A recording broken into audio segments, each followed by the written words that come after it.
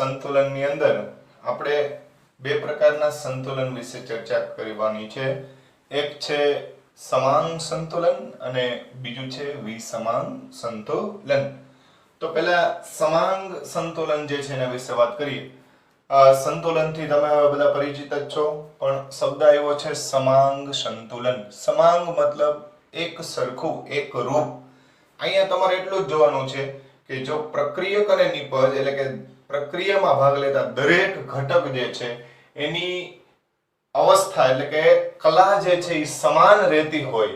ઘન હોય તો બધાની ઘન હોવી જોઈએ, પ્રવાહી હોય તો પ્રવાહી હોવી જોઈએ, વાયુ હોય તો વાયુ, જે કંઈ પણ કલા છે એ સમાન હોવી જોઈએ.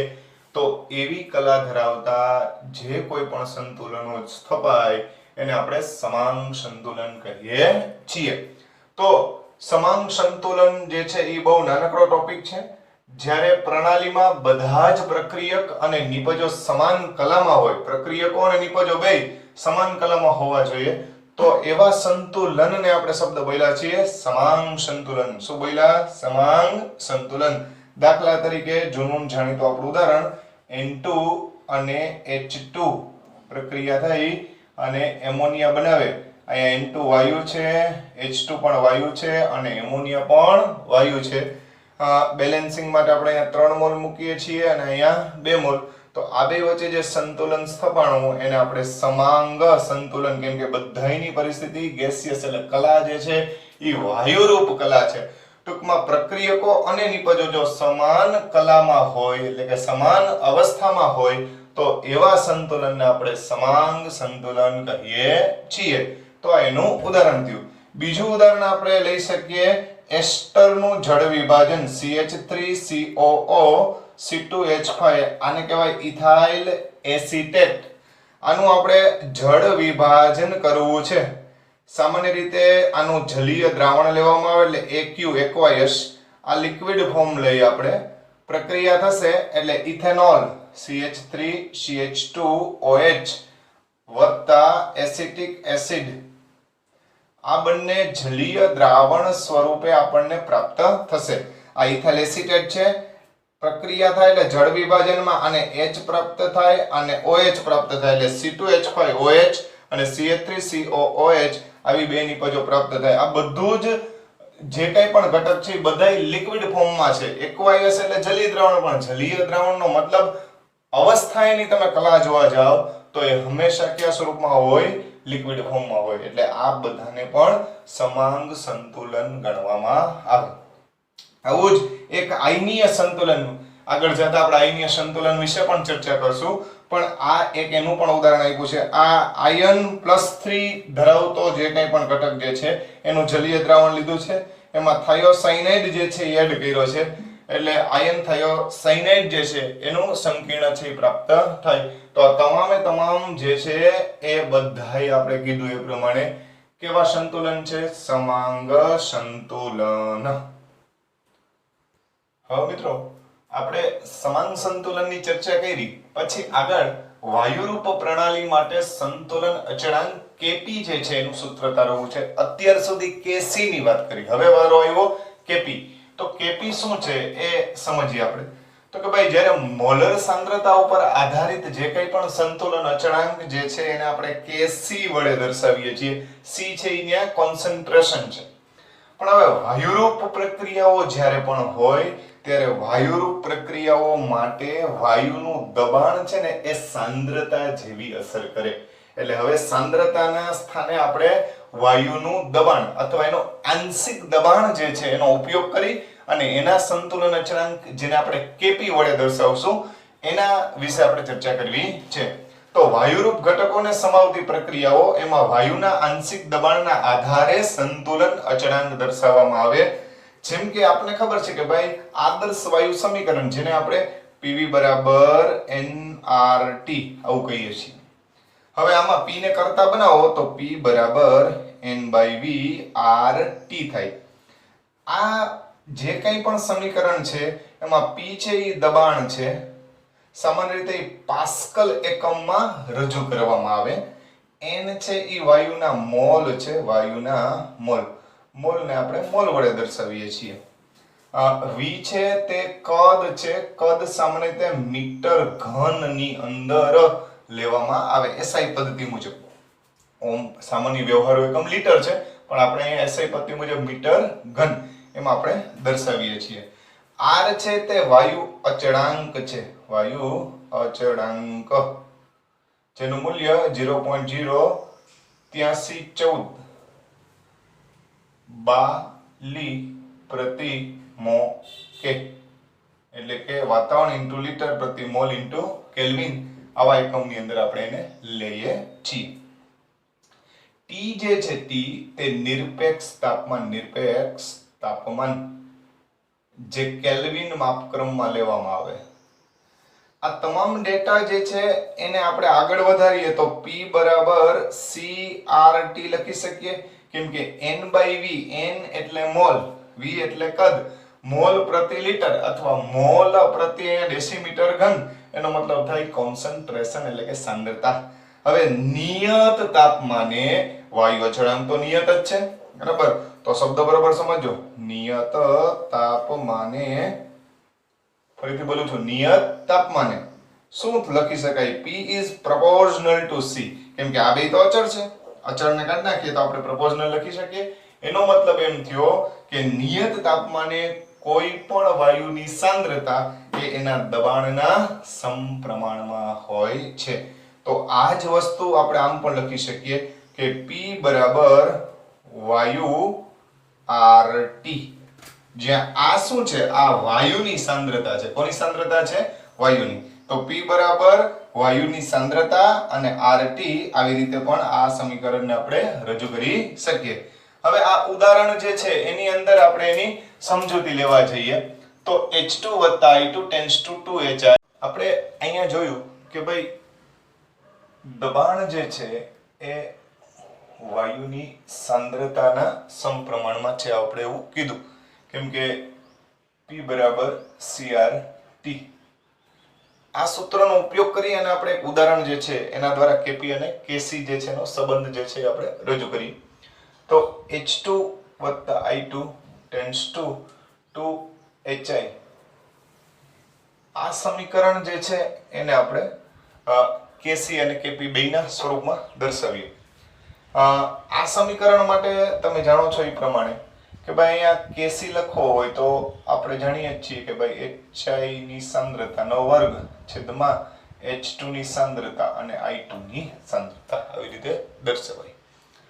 હવે દબાણ અને સાંદ્રતાના સંબંધના આધારે આપણે રજૂ કરવા જાય તો વાયુનું દબાણ PHI બરાબર HI ની સાંદ્રતા અને RT, PI2 બરાબર I2 ની સાંદ્રતા અને RT, PH2 બરાબર H2 ની સાંદ્રતા અને RT, આવી રીતે આપણે રજૂઆત કરી શકીએ. હવે બરાબર ધ્યાન રાખજો, આ જે સમીકરણ જે છે આ Kc માટેનું છે. આ જ ઘટક માટે જો Kp નું આપણે સ્વરૂપ દર્શાવવું હોય તો શું લખવું, તો એની આપણે ચર્ચા કરીએ.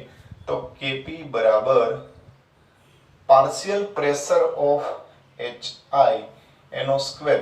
ટેક્સ્ટ બુકમાં અહીંયા સાંદ્રતાના સ્વરૂપમાં લખ્યું છે, ખોટું છે. અહીંયા Kc ત્યાં લખાઈ ગયું છે, ત્યાં Kp આવશે, ધ્યાનમાં રાખજો. હવે છેદમાં પાર્શિયલ પ્રેશર ઓફ H2 અને પાર્શિયલ પ્રેશર ઓફ I2, આ ધ્યાનમાં રાખજો. હવે આ જે આપણે Kp માટેનું જે સૂત્ર લખ્યું એની અંદર આ દબાણોની કિંમત આની અંદર એપ્લાય કરી દઈએ તો Kp બરાબર PHI, એટલે તમને ખબર છે કે ભાઈ HI ની સાંદ્રતા અને RT વર્ગ છે, એટલે બંનેનો આપણે શું કરશું? વર્ગ, છેદમાં PH2 એટલે H2 ની સાંદ્રતા, આ H2 ની સાંદ્રતા અને RT, અને ઓલું I2 ની સાંદ્રતા અને RT, આવી રીતે લખી શકાય કે નહીં? જોજો બરોબર.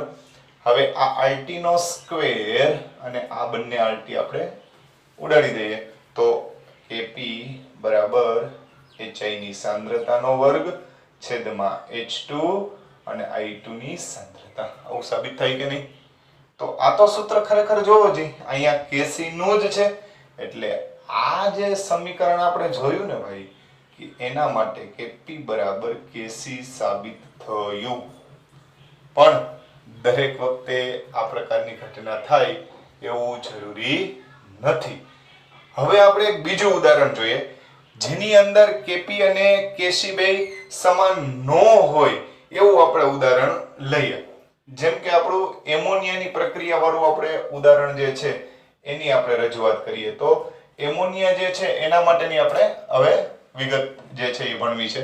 તો એમોનિયા જે છે એ N2 + 3 mall H2 tends to 2 mall NH3 આવું આપણે સંતુલિત સમીકરણ જે છે એ એમોનિયાની બનાવટ માટે લઈએ છીએ.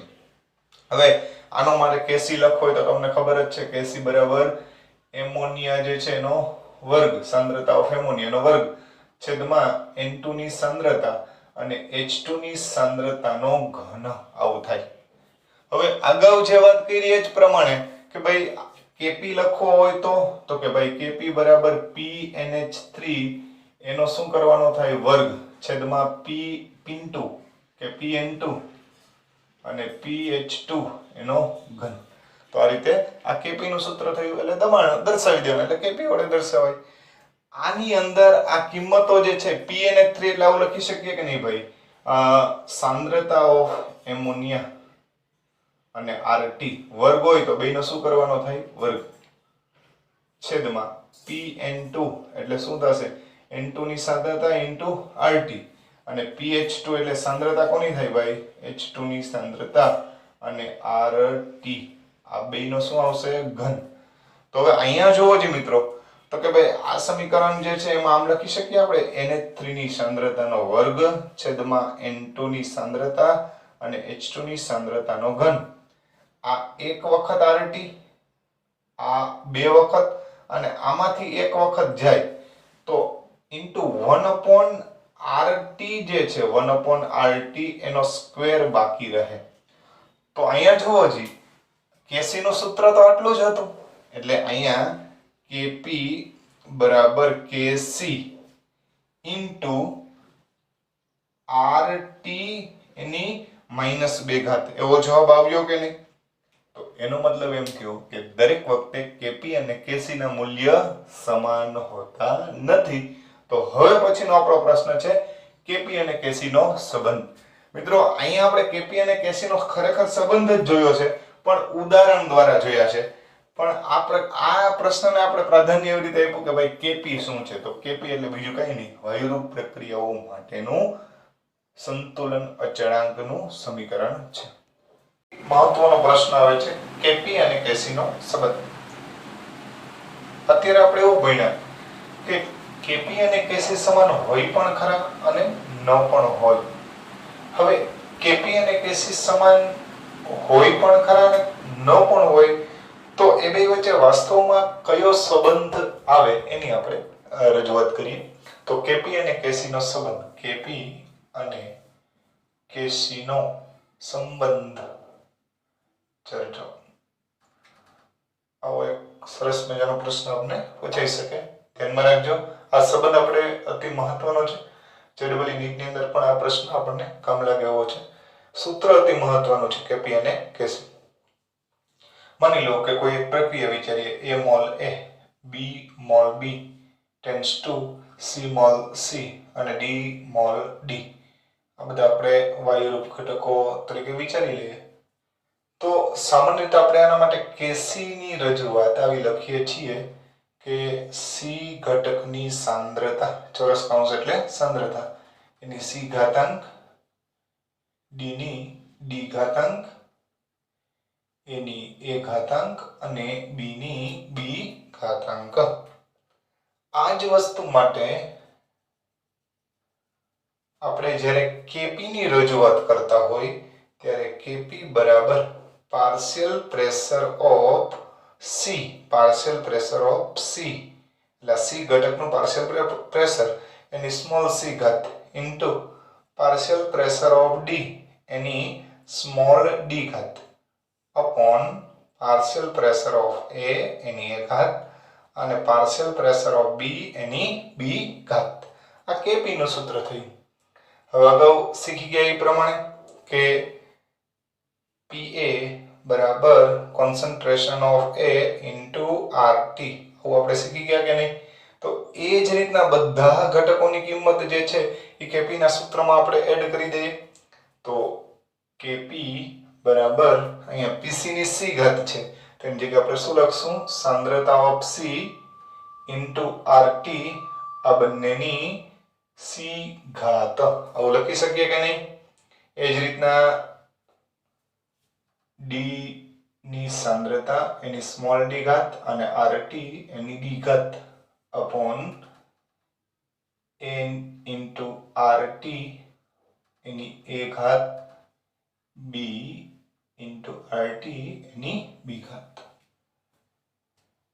હવે તમે જાણો છો એ પ્રમાણે કે આધાર સરખો હોય તો ઘાતાંકનો સરવાળો થાય અને ભાગાકાર હોય તો બાદબાકી થાય. તો આવી રીતે લખી શકીએ કે p બરાબર c ની c ઘાત d ની d ઘાત a ની a ઘાત b ની b ઘાત ઇન્ટુ ઉપર rt ની a પ્લસ b ઘાત નીચે rt ની c પ્લસ d ઘાત, સોરી ઉપર rt ની c પ્લસ d ઘાત અને નીચે rt ની a પ્લસ b ઘાત.